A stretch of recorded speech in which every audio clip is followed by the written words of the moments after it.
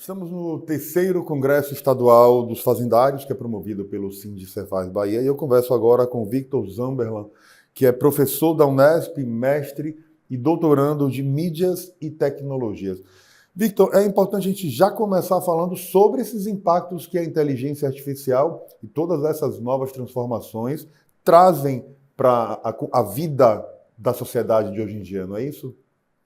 É isso, Oswaldo. Primeiro agradeço a oportunidade, mas esse será um espaço muito importante para a gente discutir esses avanços dessas novas tecnologias. É uma agenda que tem surgido de maneira muito proeminente na academia, nas empresas, nos governos, em organismos multilaterais. Então, não é uma agenda restrita a Salvador, muito menos a Bahia, menos ao Brasil e sim ao mundo inteiro. E estamos aí tentando avaliar os impactos e observar oportunidades nesse cenário, uma vez que a gente tenha avaliado que há um conjunto de mudanças e disrupções que podem impactar uma série de setores, inclusive dos funcionários da fazenda. E esses impactos do setor tributário é uma expectativa muito grande de que acabe ajudando nos processos, mas sempre há um temor muito grande sobre a forma como isso vai acontecer e o impacto real sobre o resultado que se tem hoje. Como você avalia esse momento que a gente vive hoje?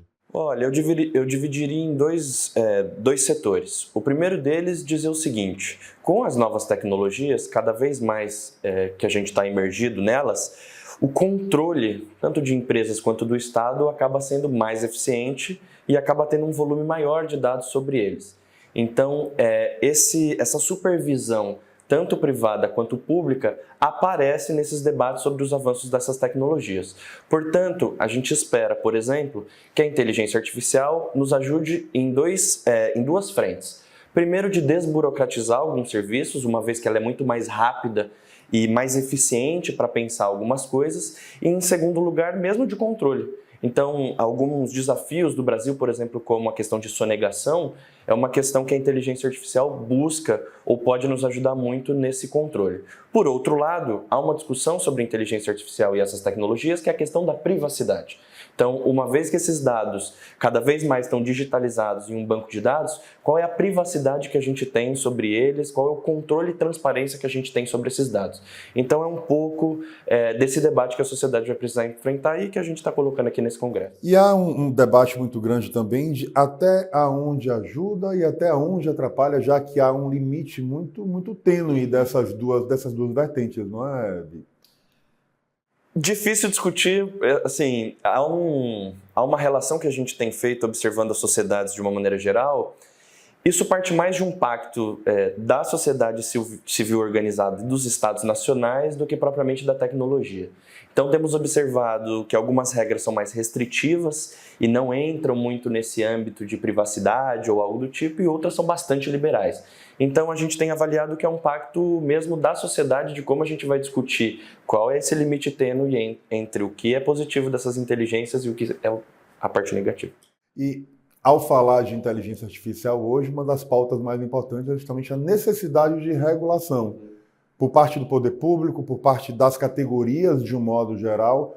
Como você avalia a necessidade desse debate acontecer a partir de agora de uma forma mais intensa, já que a inteligência artificial é uma realidade hoje presente na vida de todos? É uma agenda que a gente tem defendido de maneira muito intensa, uma vez que hoje a gente se encontra num escuro total.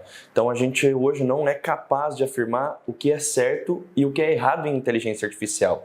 A gente costuma fazer uma discussão ética, mas essa discussão ética são discussões éticas que são transportadas para outros setores empresariais e de sociedade, não propriamente de inteligência artificial.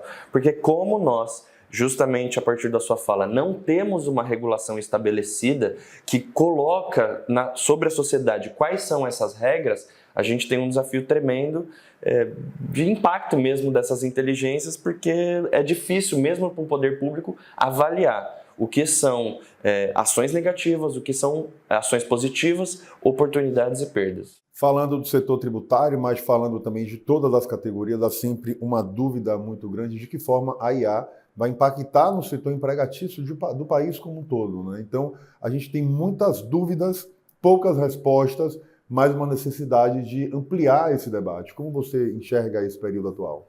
Uma vez que a inteligência artificial tem uma mudança e uma velocidade muito grande de aprimoramento, os nossos levantamentos sobre o impacto dessas inteligências no mundo do trabalho têm sido reavaliadas ano após ano. O levantamento mais recente, próximo do lançamento do ChatGPT, que foi quando essa agenda se tornou mais importante, falava em 300 milhões de desempregados no mundo inteiro. Mas o Brasil tem uma discussão particular para fazer, porque nações desenvolvidas e nações em desenvolvimento, muito provavelmente 40% de todos os seus postos de trabalho serão impactados. Por quê? Porque são economias baseadas em serviços. E serviços, muitas vezes, são trabalhos repetitivos. E esses trabalhos repetitivos, uma vez que a gente tem a entrada dessas inteligências artificiais, podem causar o que a gente está chamando de deslocamento em massa de trabalhadores. Então é preciso que a gente discuta esses impactos e, em termos regulatórios, quais são as seguranças que esses trabalhadores podem ter uma vez que essas inteligências chegam e movam esses trabalhadores para o desemprego. Até para que políticas públicas sejam criadas na tentativa de minimizar esses impactos na vida da sociedade de modo geral. Não dá para a gente pensar num país gigante como o Brasil de ter um impacto de 40% na sua mão de obra. A gente já tem um grande problema que é o desemprego, que é a falta de qualificação. Então essa é uma pauta extremamente relevante na sua avaliação? É relevante porque vai reconsiderar e remodelar o que são as habilidades de emprego no futuro. Então, nos próximos 5 anos, há uma necessidade que os trabalhadores sejam cada vez mais criativos, mais resilientes, disponham de ferramentas de inteligência artificial que vão desde um computador com capacidade para pensar nessas novas tecnologias, mas também no acesso a banco de dados que possam instrumentalizar esses novos trabalhos, incluindo da Fazenda, mas tantos outros.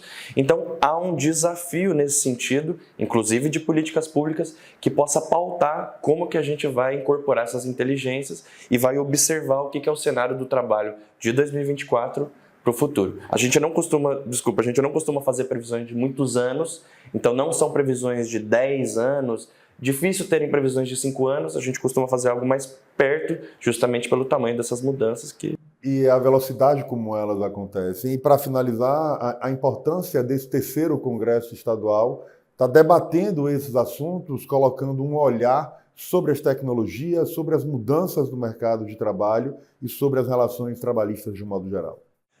Eu diria que há uma importância, esse espaço é importante para esse debate, porque temos defendido também uma agenda que a gente tem chamado de literacia e educação midiática. A gente costuma usar aspas que somente com informações e informações de qualidade nós conseguimos trilhar e mapear um caminho assertivo com relação a essas inteligências. Então a importância desse congresso e desse espaço que o Sindicefaz está fazendo aqui em Salvador é importante para qualificar esses trabalhadores, para qualificar essa massa de pesquisadores, pensadores, trabalhadores da Fazenda, para que consigam, com essas informações, instrumentalizar o que vai ser esse trabalho do futuro e lutar por novos direitos e outras coisas mais. E o mais importante de tudo, talvez, é chamar a atenção do poder público, dos deputados, senadores de modo geral, para a necessidade de uma regulamentação. Obrigado, Vitor. Parabéns pelo trabalho. Obrigado, gente. Obrigado pelo espaço.